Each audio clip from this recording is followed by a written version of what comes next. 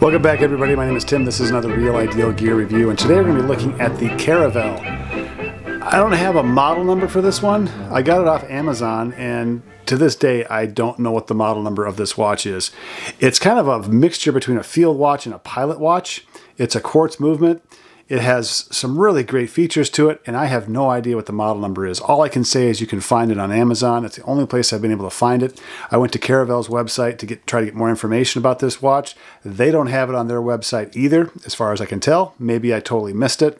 So if you have any way of finding out what the model number for this watch is, I would greatly appreciate that. We could share this with everybody who might be interested in this watch down the line. So let's get started with the 5 things we typically go through with this watch, which are size, fitment, finish, accuracy, and then legibility, lume, and in this case also light. It has all 3 of those qualities that we're going to talk about as well. So let's start off with size. The proportions of this watch are fantastic. It is about the size of a typical dive watch, maybe a little bit smaller, but the height overall, because it's a quartz movement, has a really slender, low profile look to it. Because it's low profile, the mineral crystal is not as big of an issue. I love this on the wrist. It has a little bit of weight to it. This one's got the perfect balance of all of those things. So the weight and the overall dimensions of this watch, I absolutely love this. The fitment, when it comes down to the holes and the spacing of the holes on the strap, they work out just fine. No issues there whatsoever. You can fine-tune the fitment of this watch on the wrist, which is something that you have a harder time doing with a bracelet. So if you get this watch in a bracelet format, which I think there's a bracelet format, I don't remember off the top of my head. But that's the difficulty with a bracelet, is typically those micro adjusts that are in the clasp. You have to take the watch off and you have to have the tool to adjust it that way. So with a strap, benefit of a strap, you just move it on your wrist, you move it on the strap, you're totally fine, ready to go. One thing I don't like about this, the fitment of this watch though, is the strap itself. The strap itself is awfully thick.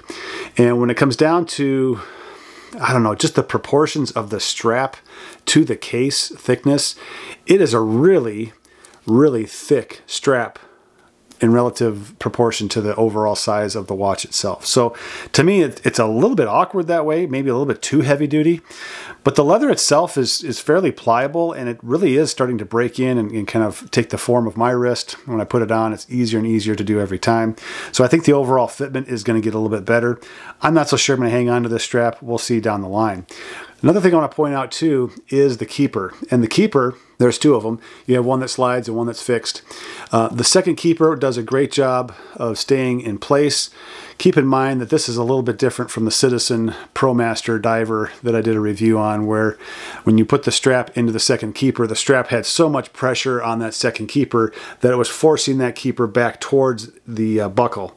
That's not the case with this watch. This second keeper does a good job. You can put it out near the end and you'll find that that keeper stays in that place most of the time, keeping the tag end of the watch down as you're wearing it. So I like the keeper system on here. So the overall fitment of this watch, I think, really does a great job of just everything staying together on your wrist.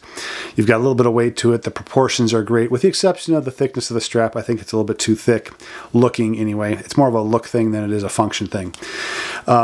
So those 2 things, we can check those off. Let's go down to finish. The finish of this watch, I love it.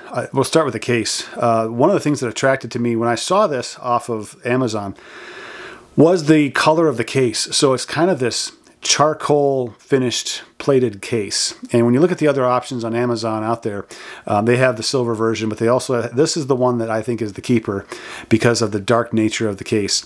Has a brushed case, but it also has a polished bezel. And so you get a little bit of polish and you get the brushed, so it kind of wades in between that semi-formal and work style tool watch area when it comes down to design. So I like the look, I like the variety that you can use this watch when it comes down to situations. To me, this is a great design case. You've got some crown protection there on the 3 o'clock crown, but you've also got a 2 o'clock pusher, and that's for the light. We're going to talk about that a little bit later with legibility, lume, and light. So the overall design of the case, I think it's great. Kind of that field watch design for a case. Let's look at the dial. So inside there on the dial, you've got a Flieger Type A style dial. You've got the triangle at 12. You've got the 1 through 11 hour markers. You've got minute chapter ring that's beveled, and that goes up to a little bit of a shelf, which is where you have your 5-second increments all the way around on the top, and that connects back to the junction between the crystal and the bezel. Remember, the crystal is a mineral crystal. So the overall design of this, I like the design. The color, it's a unique color. We'll just say that. And it's grown on me. It's kind of this pale lime green. So the dial to me is great. I know there's a dark blue dial out there. If you like the really rich colors, that's out there. I think there's a kind of a champagne gold colored one as well, if memory serves correctly. I gravitated towards this one for 2 reasons. It was the case, and it was also the dial color. Also inside the dial, you got the handset. The handset is great. You got these pencil style hands that are thin enough to where they're not in the way of reading the watch, but they're also thick enough to where I can see, without my glasses, I can see what time it is. In addition, you got that splash of color, which I always love, which is in the second hand. You've got that orange second hand. The hands are loomed. The loom on the hands is not the greatest. We'll talk about that a little bit later. But the overall finish of the watch is outstanding. I love every part of it. Everything about it matches up really well. There were no, unusual marks or anything like that. And from what I can tell on the dial, the hands, the case, the finishing is a 10 out of 10. Let's move to accuracy with the quartz movement. Quartz movement, there's not a lot to talk about. It's accurate. I've set it and just forget it, and come back and it's right on time within a few seconds of when I set it. So typical quartz accuracy when it comes down to it. Let's talk about legibility, loom, and in this case, light. Legibility. Really easy to read the numbers, everything, even though this is, to me, the dial color and the hour markers are starting to get a little bit too close in shade of color or contrast. The contrast is kind of low between the two. I can still read it, so to me it's legible, but it is getting on that side of like, it's getting close to being less than prime legible. So something else I didn't mention was the day-date window. You can read the day-date easy. It's a white background with black letters and numbers, and so to me that works really well. In contrast that to the Citizen ProMaster Diver, where the date window is black with kind of faded white letters and numbers, which is near impossible to read even with my glasses on. So this date window works great. It works just fine. Other parts of the legibility, the chapter ring is easy to read. You got the second markers up on the top, kind of a shelf there between the bezel and the lower portion, which is a downset dial where all the hands are. I just think the whole thing is really easy to read. Loom. The handset is loomed. It's not the best. Matter of fact, it's not even good loom. It's below average. It gets you, a few minutes of loom, and that's pretty much it. And it's just the hands and the little lollipop on the second hand. So those 3 things get lit up with loom. The real star of the show is the light. And here's some video of the light on the watch. It does a great job of illuminating the entire dial. This reminds me a lot of the Indiglo on the Timex or the electroluminescence on a Casio. Press the button, the whole thing lights up nice and even.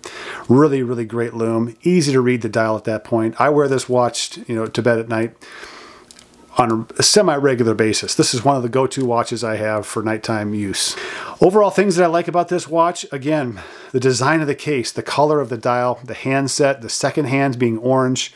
You've got the light, quartz movement. The overall design of the case, it's got the crown protector, it's got that field watch kind of case to it. It's also got the pilot watch dial to it. The strap is good. I like the strap. It's just too thick. The adjustments on the strap are great.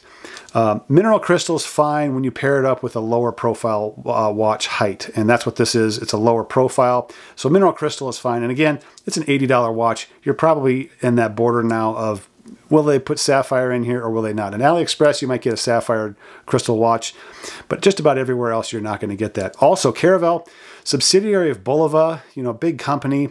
They've got a great reputation. They've got a lot of history in design work and putting things together. So to me, Caravelle, it's a trustworthy brand. I haven't heard of them, honestly. Like, it's not a brand I've heard at all about. As a matter of fact, I bought a vintage watch that was a Caravelle, And for some reason, Amazon and eBay, they must be talking to each other. This watch shows up on my Amazon about a month later. And I was like, ooh, a Caravelle. So I started looking it up. And again, so the brand recognition, I think, is growing on me. They do have quite a few dressier type watches and some other sport watches that you should consider if you like Caravelle, if you've heard of Caravelle. Put in the comments down below if you've heard of this company or if there are any watches from this company that you would recommend so that we can all kind of learn from that as well. So overall score for this watch is 9.8 out of 10. The two dings on this are the 30 meters of water resistance. It's not a swimmer watch. You can use it for water, but it's just not a real trustworthy waterproof or water resistant type watch. And the strap is just too thick. Proportionally, it's too thick. It's a little too stiff to start off with. It does break in over time, but I think it's unnecessary considering the proportions of the case, height off the wrist and all that. So 9.8 out of 10. Put your comments down below. Love to hear more from you guys about Caravelle or field watches or pilot watches. I think this is a keeper. It's a highly recommend for me. Check it out on Amazon. It's the only place I know of that you can take a look at this. I don't know what the model number is. If you find out what it is, put it in the comments down below. My name is Tim. This has been another Real Ideal Gear review. We'll catch you guys next time.